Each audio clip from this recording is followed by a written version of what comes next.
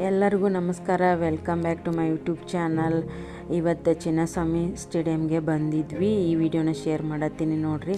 ನಮ್ಮ ಮನೆಯವರು ಇಂಡಿಯಾ ಟೀಮ್ದವ್ರ ಜೊತೆಗೆ ಟೀಮ್ ಮೀಟಿಂಗ್ ಮಾಡಿ ಮತ್ತು ಪ್ರಾಕ್ಟೀಸ್ ಸ್ಟಾರ್ಟ್ ಮಾಡಿದರು.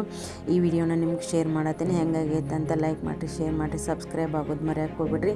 ನಮ್ಮ ಮನೆಯವ್ರಿಗೆ ಆಲ್ಮೋಸ್ಟ್ ಒಂದಿಷ್ಟು ಕ್ರಿಕೆಟರ್ಸ್ ಆಲ್ರೆಡಿ ಅವ್ರಿಗೆ ಪರಿಚಯ ಅದಾರ. ಹಾಗಾಗಿ ಹಿಂದಿನ ದಿನ ಅವ್ರ ಜೊತೆ ಎಲ್ಲ ಮಾತಾಡಿಕೊಂಡು ನಾಳೆ ಬಂದು ನಾನು ಪ್ರಾಕ್ಟೀಸ್ನೊಳಗೆ ಜಾಯ್ನ್ ಆಗ್ತೀನಿ ನಿಮ್ಮ ಜೊತೆ ಅಂತ ಅಂದಿದ್ರು. ಹಂಗಾಗಿ ಬೆಳಿಗ್ಗೆ ಬಂದು ಅವ್ರ ಜೊತೆಗೆಲ್ಲ ಕ್ರಿಕೆಟ್ ಪ್ರಾಕ್ಟೀಸ್ನೊಳಗೆ ಜಾಯ್ನ್ ಆಗ್ಯಾರ.